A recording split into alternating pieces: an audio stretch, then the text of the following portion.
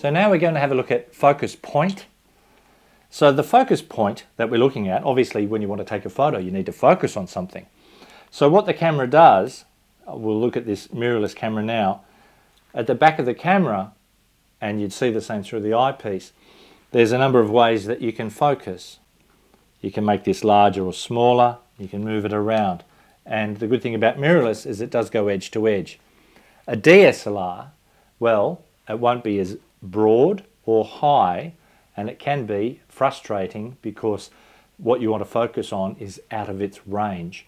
So to get away with finding the focus, what you do is you point towards the subject, you press the shutter button halfway down, that will focus on your subject, and then recompose the shot, and then press the button the rest of the way down and you'll take the photo and your subject will be in focus. You can do the same with mirrorless.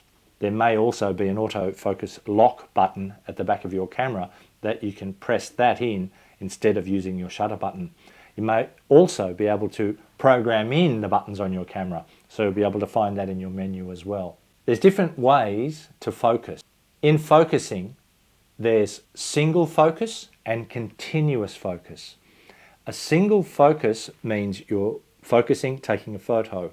Focusing, taking a photo, your subject isn't moving. In continuous focus, when you press the button halfway down, if your subject moves, your focus will move and follow. This is only in autofocus, and it'll follow your subject. This is really handy, as this photo of a swimmer shows. As the swimmer is coming towards me at quite a fast speed, my camera is able to keep up with them, and I can get a decent photo of this swimmer. So that's in continuous 3D focusing. It wouldn't work in single point focusing. It just wouldn't work, because if I focused on that point, now they've passed that point and now it's out of focus.